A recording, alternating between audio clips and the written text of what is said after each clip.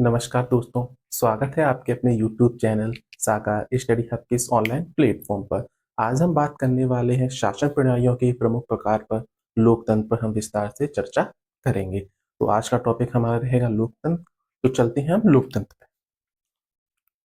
कि लोकतंत्र को इंग्लिश में कहा जाता है डेमोक्रेसी। अभी डेमोक्रेसी शब्द आया कहाँ से? ये यूनानी भाषा के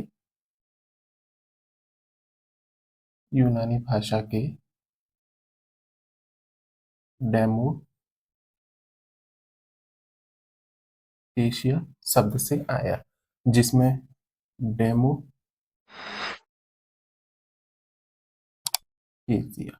पर डेमो का मतलब होता है लोगों,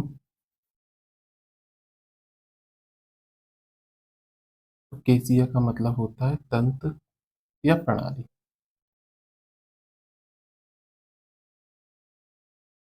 डेमोक्रेसी यूनानी भाषा के शब्द डेमोक्रेसिया से आया हुआ शब्द है। डेमोक्रेसी, अब हम इसको हिंदी में समझते हैं। लोकतंत्र, जिसे हिंदी में बोला जाता है लोक। ये दो शब्दों से मिलकर बना होता है, लोक प्लस तंत्र। लोक का मतलब होता है जनता या लोगों, तंत्र का मतलब होता है शासन या प्रणाली।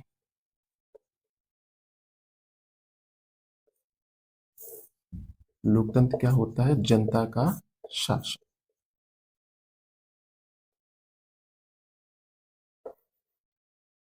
जनता का शासन ही लोकतंत्र होता है। लोकतंत्र में जनता की भागीदारी सर्वोपरि रहती है। जनता की भागीदारी सर्वोपरि रहती है।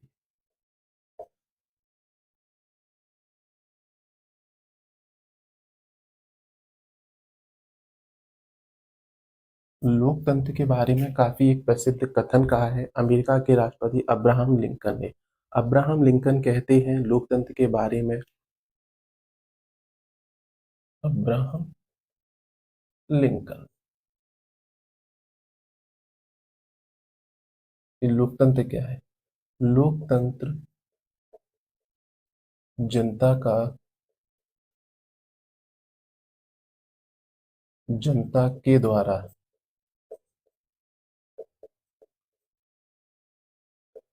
जनता के लिए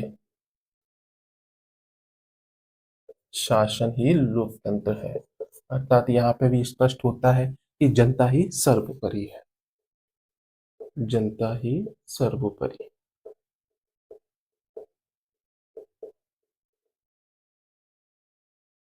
अब हम बात करते हैं लोकतंत्र कितने प्रकार के हैं। लोकतंत्र के दो प्रकार होते हैं। पहला होता है,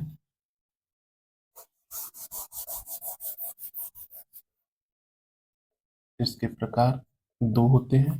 पहला होता है प्रत्यक्ष लोकतंत्र,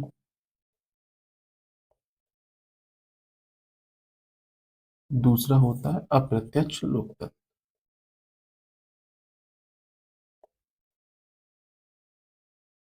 तो हम सबसे पहले चलते हैं प्रत्यक्ष लोकतंत्र के पास, जिसको हम समझते हैं प्रत्यक्ष लोकतंत्र क्या होता है, इसकी विशेषताएं क्या होती है और इसका एग्जाम्पल क्या है।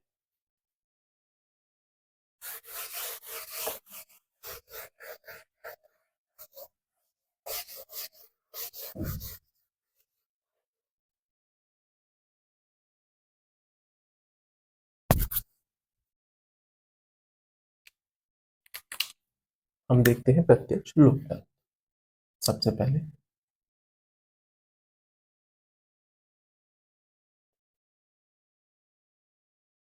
जैसा कि नाम से ही स्पष्ट होता है प्रत्यक्ष, यानी प्रत्यक्ष लोकतंत्र में जनता की भागीदारी प्रत्यक्ष रूप से होती है। जनता की भागीदारी प्रत्यक्ष रूप से होती है।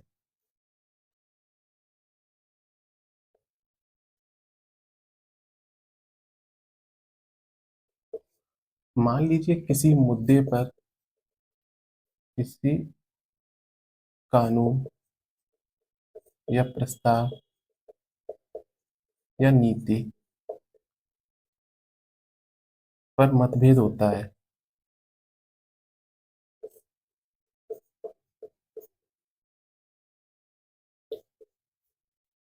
तो जनमत संग्रह के द्वारा निर्णय लिया जाता है।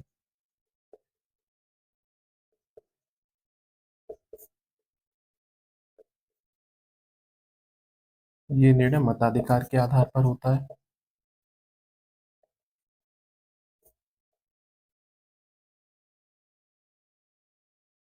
आधार पर बहुमत के द्वारा।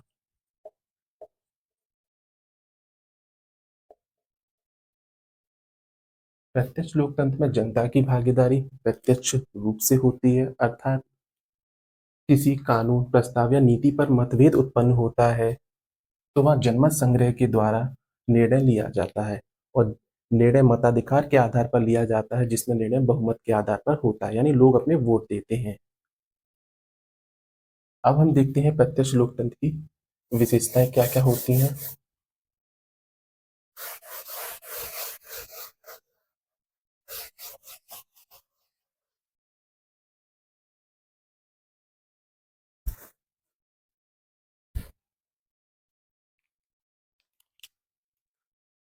प्रत्यक्ष लोकतंत्र की विशेषताएं।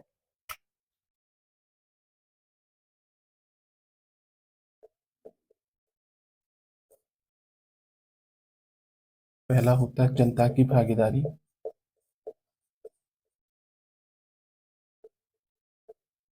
प्रत्यक्ष रूप से होती है। पहली विशेषता हो गई। दूसरी विशेषता क्या होगी इसमें? दूसरी विशेषता होगी इसमें जनता ही सर्वोपरि, अर्थात जनता ही सर्वोच्च है।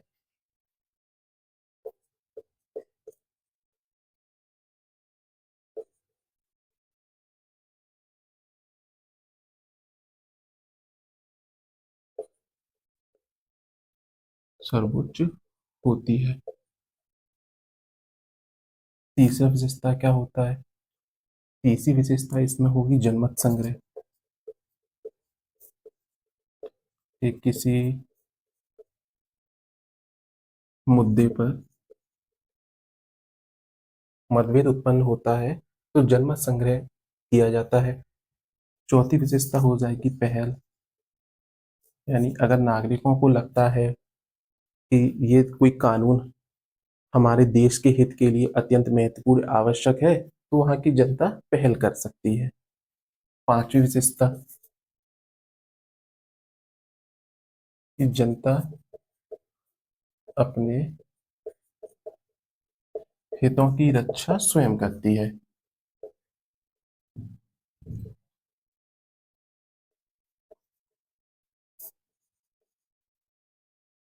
तो प्रत्यक्ष लोकतंत्र की विशेषताओं में सबसे पहले हमने देखा जनता की भागीदारी प्रत्यक्ष रूप से होती है।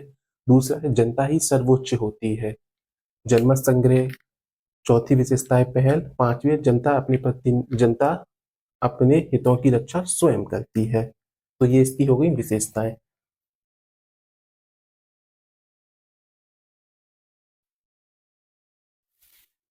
अब हम बात करते हैं प्रत्यक्ष लोकतंत्र के अंग के बारे में कि प्रत्यक्ष लोकतंत्र के कौन कौन से अंग होते हैं।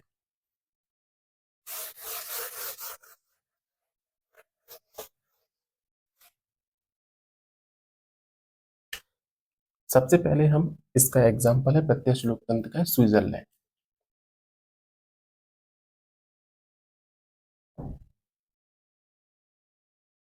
उदाहरण है।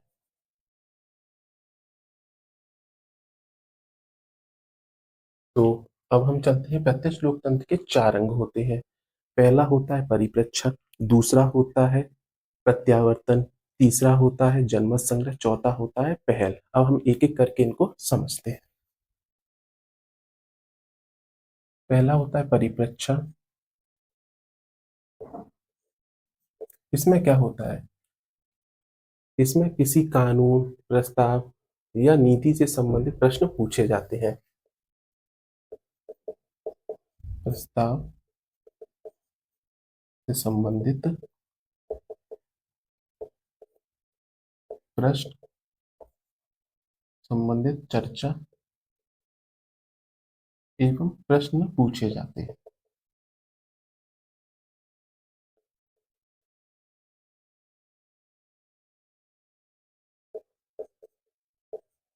दूसरा होता है प्रत्यावर्तन।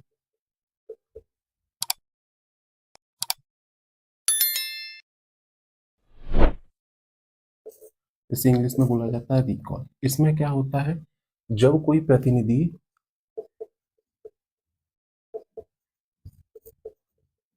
जनता की अपेक्षाओं पर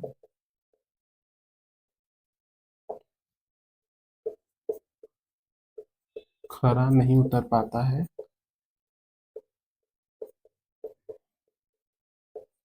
तो उसे वापस बुला लेते हैं।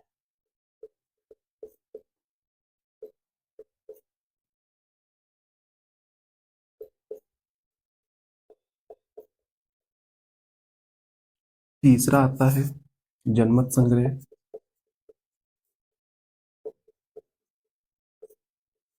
किसी मुद्दे पर विवाद उत्पन्न होने पर जनमत संग्रह कराया जाता है। ये जनमत संग्रह मताधिकार के आधार पर निर्णय लिया जाता है। मताधिकार यानी वोट, और बहुमत के आधार पर किया जाता है। चौथा होता है पहल, कि अगर किसी नागरिक को लगता है कोई कानून या नीति अत्यंत आवश्यक या महत्वपूर्ण है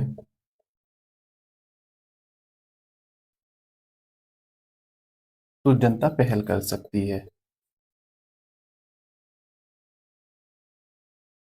पहल कर सकती है।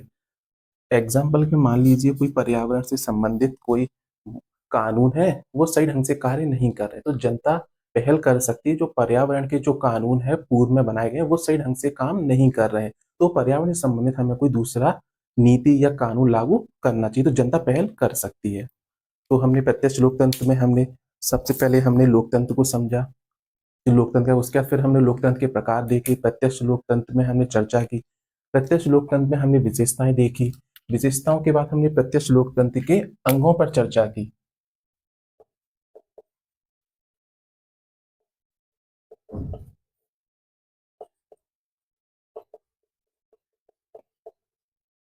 चार अंग होते हैं।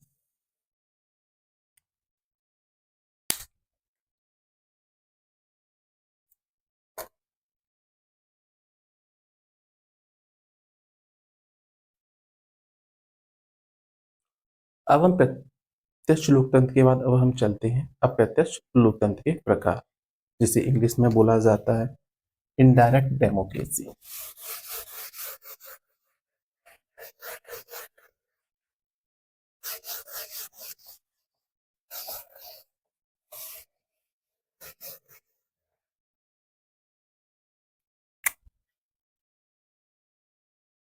अप्रत्यक्ष लोकतंत्र,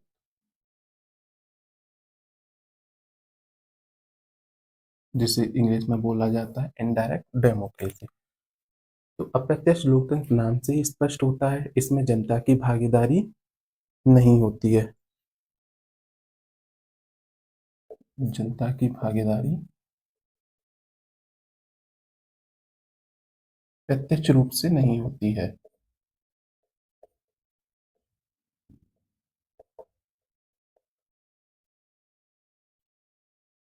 जनता अपने प्रतिनिधियों का चुनाव करती है।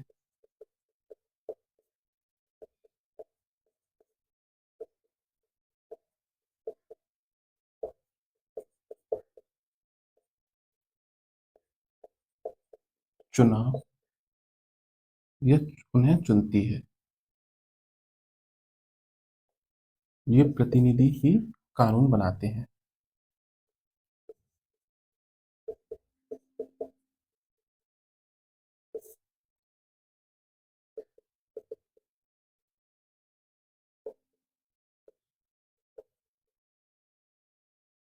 ये प्रतिनिधि संसद या विधानमंडल में कानून का निर्माण करते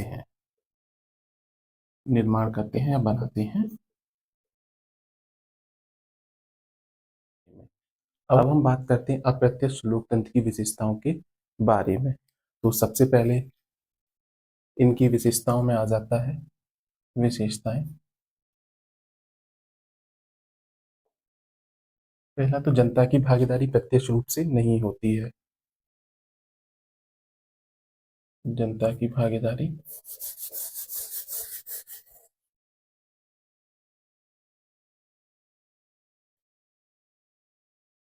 प्रत्यक्ष नहीं होती है। दूसरी आ जाएगी प्रतिनिधि प्रणाली।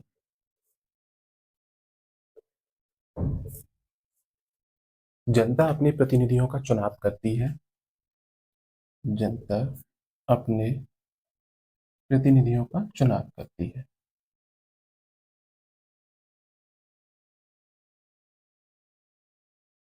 चुनाव करती है, इसलिए इसे प्रतिनिधि प्रणाली कहते हैं। तीसरा आ जाएगा संसदीय लोकतंत्र।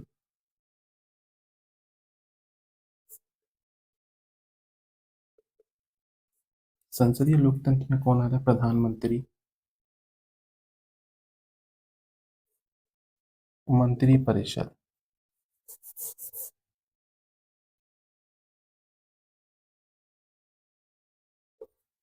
जनता के प्रति जवाबदेही होती।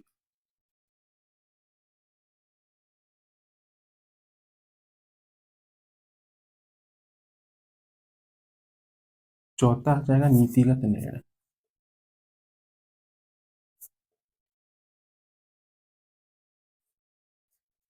नीतिगत निर्णय जनता स्वयं नहीं लेती है। जनता स्वयं नहीं लेती है। जनता के द्वारा चुने हुए प्रतिनिधि नीतिगत निर्णय लेते हैं।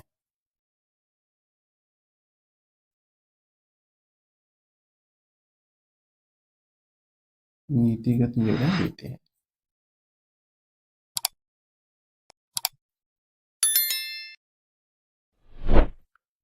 अप्रत्यक्ष लोकतंत्र की विशेषताओं पे हमने चर्चा की है। हम एक बार से फिर से देखते हैं। जनता की भागीदारी प्रत्यक्ष रूप से नहीं होती अप्रत्यक्ष लोकतंत्र में। इसमें प्रतिनिधि तंत्र प्रणाली होता है, यानी जनता अपने प्रतिनिधियों का चुनाव करती। इसमें संसदीय लोकतंत्र होता है। इसमें प्रधानमंत्री और मंत्रिपरिषद जनता के प्रति जवाबदेही होते हैं, अर्थात हम बोल सकते हैं संसद के प्रति जवाबदेही होती है। इसमें नीतिगत निर्णय जनता स्वयं नहीं लेती है, बल्कि जनता या नागरिकों के द्वारा चुने हुए प्रतिनिधि नीतिगत निर्णय लेते हैं। अब हम बात करते हैं इसमें अप्रत्यक्ष लोकतंत्र के उदाहरण। उदाहरण में हो जाएगा अपना प्यारा भारत, अमेरिका, इंग्लैंड, काफी सारे इसके एग्जाम्पल हैं। अब हम चर्चा करते हैं प्रत्यक्ष और अप्रत्यक्ष लोकतंत्र में क्या मुख्य अंतर है। तो अब हम चलते हैं प्रत्यक्ष और अप्रत्यक्ष लोकतंत्र में मुख्य अंतरों पर चर्चा करते हैं।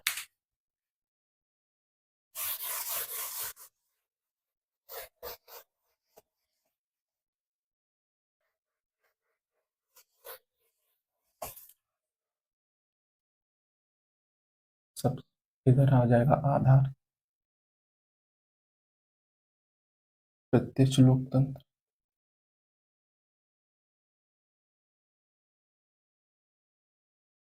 अप्रत्यक्ष लोकतंत्र।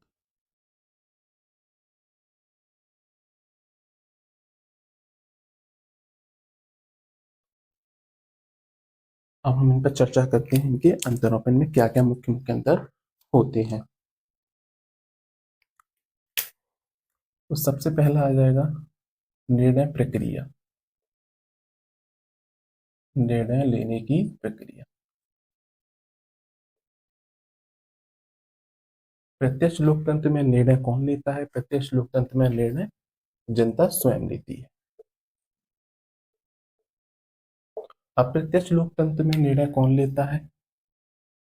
प्रतिनिधि, जनता के द्वारा चुने हुए प्रतिनिधि।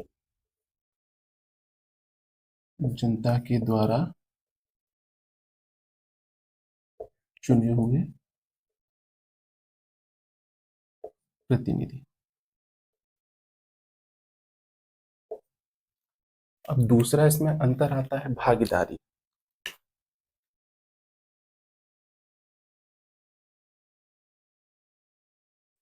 इसमें जनता की भागीदारी अधिक या उच्च होती है।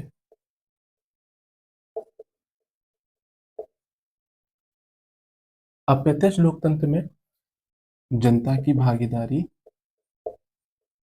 सीमित होती है, या कहें तो चुनाव तक ही होती है। अब हम इसमें तीसरा बिंदु निकल के आता है हितों की रक्षा।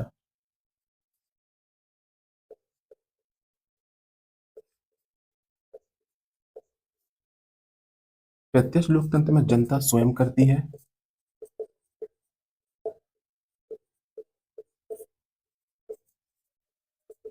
अपने हितों की रक्षा।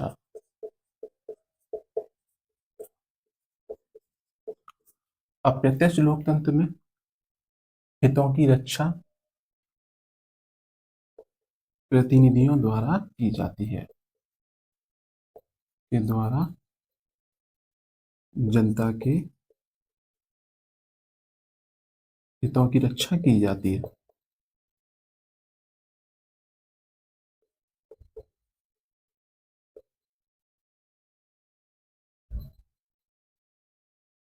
क्योंकि इसमें प्रतिनिधि ही कानून बनाते हैं, इसमें जनता स्वयं कानून बनाती है। अब हमारा आता है, इसमें हम एग्जाम्पल देखते हैं, उदाहरण। प्रत्यक्ष लोकतंत्र का उदाहरण है स्विट्जरलैंड।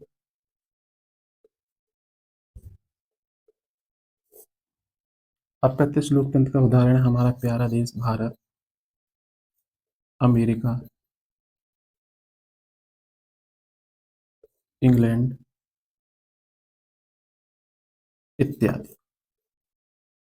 तो हमने अभी समझा प्रत्यक्ष और अप्रत्यक्ष लोकतंत्र में मुख्य क्या अंतर होते हैं।